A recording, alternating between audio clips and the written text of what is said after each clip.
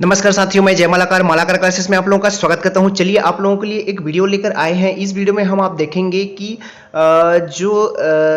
शिक्षक भर्ती हुआ था, सहायक शिक्षक 2019 जो हुआ था, ठीक है। तो सहायक शिक्षक में किस तरह के प्रश्न आए हुए थे आपके 2019 के बाल विकास से संबंधित। यहाँ पे मैं आपको सेट ए का प्रैक्टिस कराऊंगा। सेट ए में किस तरह के क्वेश्चन थे बाल विकास से संबंधित। तो बाल विकास से संबंधित 30 क्वेश्चन देखेंगे और मैं सहायक शिक्षक के पूरे सेट को एक बार करा दूंगा आप लोगों को। किस तरह से क्वेश्चन आते हैं आप देख लीजिएगा, फिर उसके बाद हम लोग क्लासेस स्टार्ट करने वाले हैं। तो आइए स्टार्ट करते हैं। शिक्षक भर्ती संबंधित ये हमारा पहला वीडियो। अच्छा लगे तो लाइक कीजिएगा, हम और वीडियो लेकर आएंगे। तो आइए स्टार्ट करते हैं। पहला वीडियो ये सेट ए होगा जिसमें बाल विकास से संबंधित। यहाँ पे देखिए, मैं आप लोगों को एक बार यहाँ पे सिलेबस तो बता चुका हूँ, लेकिन यहाँ पे देख लीजिए बाल विकास संबंधित 30 प्रश्न पूछा था। सामान्य हिंदी से 25 प्रश्न पूछा था, 25 अंक से। अंग्रेजी से 25 प्रश्न, 25 अंक। गणित से 30 प्रश्न थे, 30 अंकों के। पर्यावरण से 20 और कंप्यूटर संबंधित 10 और सामान्य ज्ञान संबंधित 10 थे। ये था आपका 2019 का शिक्षक भर्ती संबंधित प्रश्न पत्र था, सेट ए था। मैं यहाँ पे आपको बाल विकास का प्रैक्टिस करा दे रहा हूँ, किस तरह के क्वेश्चन थे आप देख लीजिए। और उसके पश्चात मैं आप लोगों के लिए और किसी और सब्जेक्ट का लेके आऊँगा प्रश्न। उसके पश्चात आप लोग देख लेंगे। उसके पश्चात हम लोग क्या करेंगे, सब्जेक्ट वाइज स्टार्ट करेंगे क्लासेस। तो आइए देखते हैं पहला क्वेश्चन। पहला क्वेश्चन इस तरह से है। यहाँ पे कहा गया है कि शारीरिक विकास का क्षेत्र है। शारीरिक विकास का क्षेत्र क्या है उसको बताना है। स्नायुमंडल, स्मृति, अभिप्रेरणा या फिर समायोजन। तो इसका जो सही आंसर, वही आंसर बताऊंगा जो व्यापम फाइनल पे लिया था। मॉडल आंसर जारी करने के पश्चात फिर से फाइनल आंसर जब जारी करता है व्यापम, तो वहां पे जो फाइनल आंसर था उसी आंसर को बताऊंगा। तो यहाँ पे जो सही आंसर व्यापम ने लिया था वो था ऑप्शन ए था, ठीक है। इस ऑप्शन पे किसी तरह का कोई डाउट नहीं होगा आप लोगों को, क्योंकि ये व्यापम के फाइनल आंसर हैं, ठीक है। ये चेंज होगा, ये होगा सर, यहाँ पे नहीं कहा जा सकता, क्योंकि व्यापम जो लिया वही सर्वमान्य है, ठीक है। आगे देखते हैं दूसरा प्रश्न। दूसरा प्रश्न यहां पर है, प्रथम मनोविज्ञान प्रयोगशाला की स्थापना किसने की। देखिए दूसरा प्रश्न बोल रहा है, प्रथम मनोविज्ञान प्रयोगशाला की स्थापना किसने किया था। गाल्टन, कर्ट लेविन, वुंड या फिर वाटसन। तो यहां जो सही आंसर था वो ऑप्शन सी को लिया गया था, वुंड। ऑप्शन सी बिल्कुल सही आंसर था। यहां पर प्रथम मनोविज्ञान प्रयोगशाला की स्थापना किन्होंने की थी, तो वुंड ने की थी। एक बार ये प्रश्न देख लीजिए, उसके पश्चात आप तैयारी स्टार्ट कीजिएगा। दूसरा देखिए यहाँ पे प्रश्न क्या बोल रहा है। तीसरा प्रश्न, एनसीएफ 2005 के अनुसार त्रुटियां महत्वपूर्ण है, क्यों, है ना। शिक्षकों को छात्रों को दंडित करने के मार्ग प्रशस्त करती है। एक महत्वपूर्ण उपकरण है जिसके द्वारा छात्रों को उत्तीर्ण एवं अनुत्तीर्ण समूह में बांटा जा सके। बालक की विचार प्रणाली की अंतर्दृष्टि प्रदान करती है और समाधान प्राप्त करने में सहायक होती है। छात्रों के बीच भेदभाव के लिए स्थान बनाती है। इसका जो सही आंसर लिया गया था व्यापम द्वारा वो ऑप्शन सी था। बालक की विचार प्रणाली की अंतर्दृष्टि प्रदान करती है और समाधान प्राप्त करने की सहायता करती है। ऑप्शन सी लिया गया था तीसरा का। आगे देखते हैं, प्रश्न नंबर 4 पे आते हैं। एक कबूतर को हरे प्रकाश पर चोंच मारने के लिए प्रशिक्षित किया गया है ना। एक जो क्या है कबूतर है उसको हरे प्रकाश पर चोंच मारने के लिए प्रशिक्षित किया गया है। अब यदि वह सभी रंगों के प्रकाश बिंदु पर चोंच मारता है तो वह घटना क्या है। उद्दीपन, सामान्यीकरण, प्रतिक्रिया सामान्यीकरण या फिर सामान्यीकरण, प्रवणता या फिर विभेद, है ना। तो इसका जो सही आंसर लिया गया था व्यापम द्वारा वो था आपका ऑप्शन ए था। इसमें कहा गया था उद्दीपन सामान्यीकरण। क्या कहा गया था इसको, उद्दीपन सामान्यीकरण कहा गया था। ऑप्शन ए बिल्कुल सही आंसर था यहाँ पे। आगे देखते हैं क्वेश्चन नंबर 5 पे, भावनाओं की अभिव्यक्ति की जाती है भाषा द्वारा, हाव भाव द्वारा, चेहरे के भाव अभिव्यक्ति या फिर इसमें से सभी। तो इसका जो सही आंसर लिया गया था वो था ऑप्शन डी, इसमें से सभी लिया गया था। ऑप्शन डी लिया गया था व्यापम द्वारा। देखिए इस तरह के प्रश्न पूछे गए थे। इसके पश्चात हम आप लोगों के लिए प्रैक्टिस सेट लेकर आएंगे, इसी लेवल के प्रश्न लेकर आएंगे। बाधित बालकों द्वारा सीखी जाने वाली मानक दृश्य सांकेतिक भाषा की अनेक विशेषताएं समानता रखती है। दृश्य मुखर भाषा, उद्दीपक मुखर भाषा, श्रवण मुखर भाषा या फिर स्थानीय मुखर भाषा।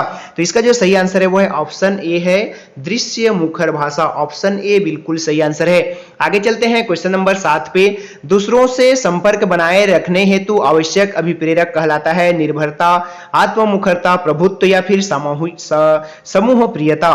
तो यहाँ पे जो सही आंसर लिया गया था वो ऑप्शन डी लिया गया था, समूह प्रियता। ऑप्शन डी बिल्कुल सही आंसर था 7वां का। आगे चलते हैं प्रश्न नंबर 8 पे। प्रश्न नंबर 8 इस तरह से है, एक बच्चे की मानसिक आयु 12 और वास्तविक आयु 10 वर्ष है तो उसकी बुद्धि लब्धि क्या होगी? तो बुद्धि लब्धि का सूत्र जो होता है आपका मानसिक आयु बटे वास्तविक आयु मल्टीप्लाई 100 है ना। यहां से आप इसको निकाल सकते हैं। तो यहां से जो निकाला गया था वो था आपका 8वां का, वो है ऑप्शन सी है, 120 है। ठीक है, 120 हो जाएगा। देखिए इसमें क्या बोला है, मानसिक आयु 12 बटा 10 गुणित 100 कर देंगे। ठीक है, तो यहाँ पे ये कट जाएगा और ये 12 दहम 120 हो जाएगा, तो ऑप्शन सी हो जाएगा। ठीक है, इसीलिए मानसिक आयु बटे वास्तविक आयु गुणित 100 ले लेंगे। ठीक है, आगे देखते हैं 9वें नंबर के प्रश्न पर। बुद्धि 7 विभिन्न प्राथमिक मानसिक क्षमताओं का युग्म है कहा गया है। किसके द्वारा कहा गया है? गार्डनर के द्वारा, स्टर्नबर्ग के द्वारा, बिने के द्वारा या फिर थर्स्टन के द्वारा। तो इसका जो सही आंसर है वो ऑप्शन डी है। किन्होंने कहा था? थर्स्टन ने कहा था। ऑप्शन डी बिल्कुल सही आंसर है। आगे देखते हैं क्वेश्चन नंबर 10 पे। कक्षा में अनुपस्थिति को कम किया जा सकता है। छात्रों से यह कहना कि कक्षा में अनुपस्थित रहना बुरा है, छात्रों को दंडित किया जाए या फिर दंड दिया जाए या फिर अनुपस्थित के तथ्य को अनदेखा करें, कक्षा को अनवरत एवं प्रभावपूर्ण रूप से पढ़ाए जावे। तो यहाँ जो सही आंसर लिया गया था वो था ऑप्शन डी था, कक्षा को अनवरत एवं प्रभावपूर्ण तरीके से पढ़ाओगे। आपका पकड़ कक्षा में अच्छी तरह से रहेगा तो बच्चे आपकी कक्षा से भागेंगे नहीं। आगे देखिए 11 नंबर के प्रश्न, जिस प्रक्रिया से व्यक्ति मानव के लिए परस्पर निर्भर होकर व्यवहार करना सीखता है वह प्रक्रिया क्या है? सामाजिकरण, भाषा विकास, व्यक्तिक मूल्य या फिर सामाजिक परिपक्वता। इसका जो सही आंसर है वो है ऑप्शन ए है, ये है सामाजिकरण लिया गया था। आपके व्यापम द्वारा ऑप्शन ए लिया गया था। आगे देखते हैं क्वेश्चन नंबर 12 पे आते हैं। किशोर अवस्था में चरित्र निर्माण से जो अवस्था संबंधित है वह निम्न में से है? परंपराओं को धारण करने की अवस्था, आधारहीन आत्मचेतना व्यवस्था, आधार युक्त आत्मचेतन अवस्था या फिर स्वकेंद्रित अवस्था। तो इसका जो सही आंसर लिया गया था वो था ऑप्शन बी था, आधारहीन आत्मचेतन अवस्था था। ऑप्शन बी बिल्कुल सही आंसर था। आगे चलते हैं 13 नंबर के प्रश्न पर।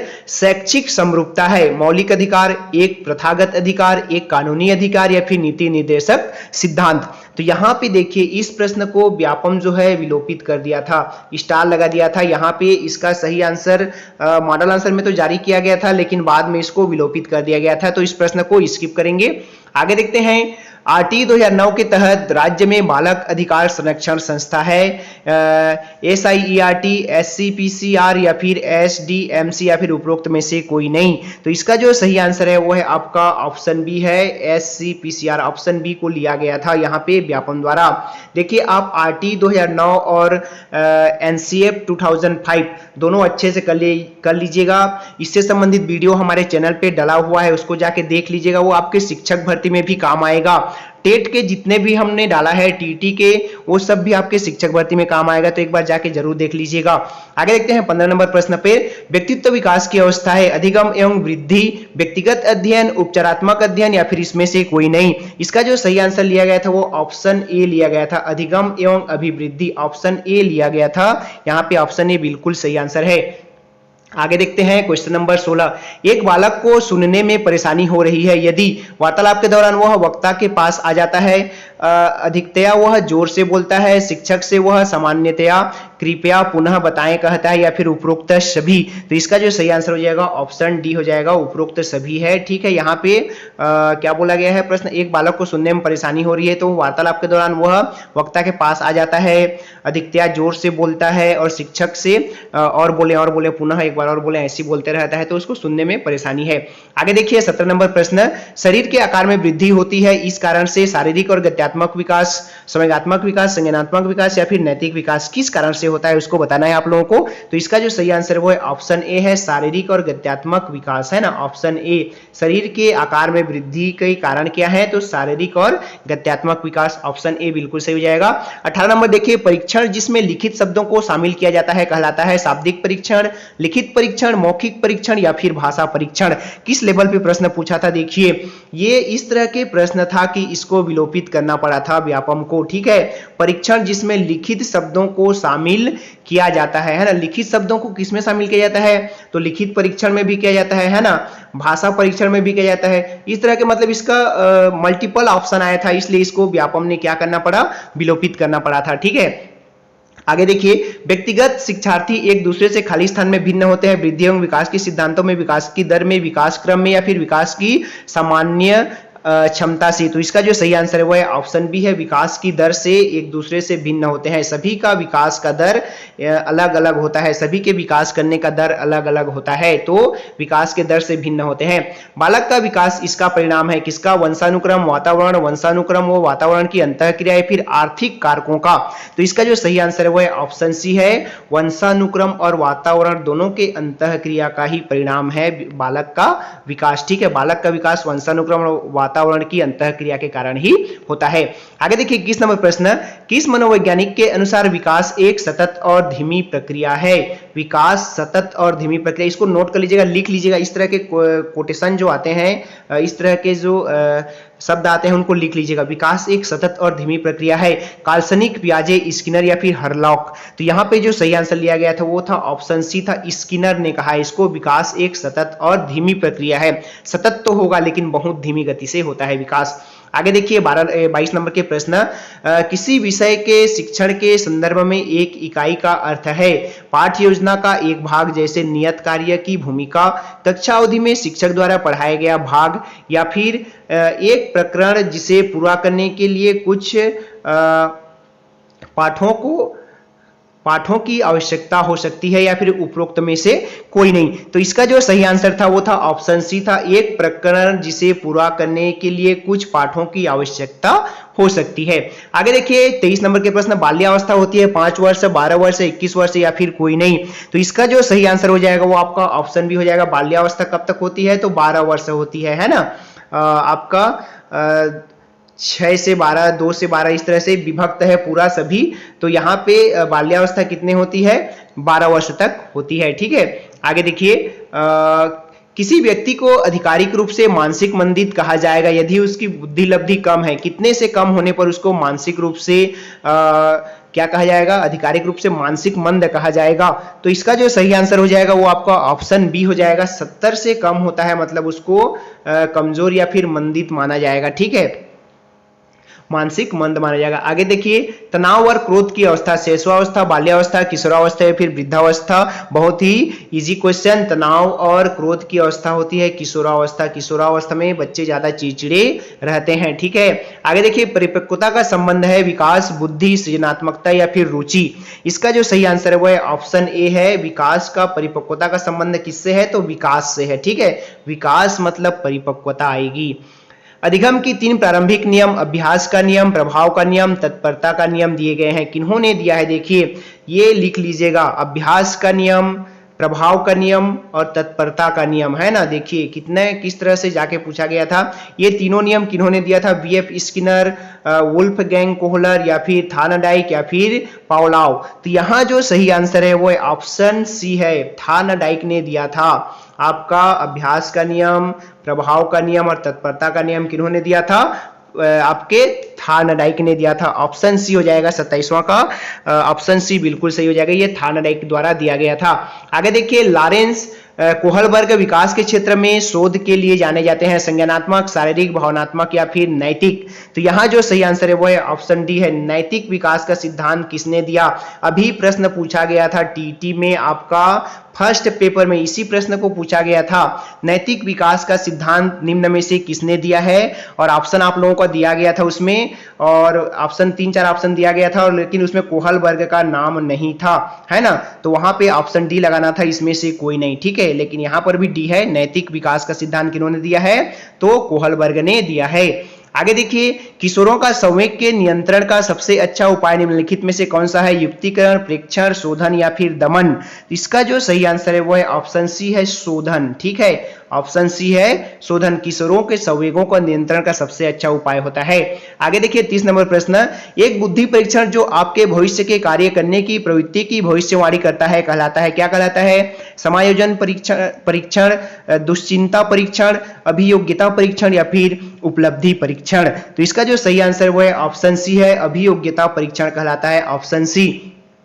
तो दोस्तों ये थे 30 इंपॉर्टेंट क्वेश्चन आपके बाल विकास से संबंधित जो आपके 2019 के शिक्षक भर्ती पे आया हुआ था। मैं आगे इसके और सारे वीडियो पार्ट करके लाऊंगा, सारे सब्जेक्ट वाइज लेके आऊंगा। उसके पश्चात हम शिक्षक भर्ती का सिलेबस वाइज प्रैक्टिस स्टार्ट कर देंगे, प्रैक्टिस सेट स्टार्ट कर देंगे। हमारे वीडियो चैनल पे बने रहिएगा, प्रैक्टिस सेट आपको मिलता रहेगा। नमस्कार, धन्यवाद।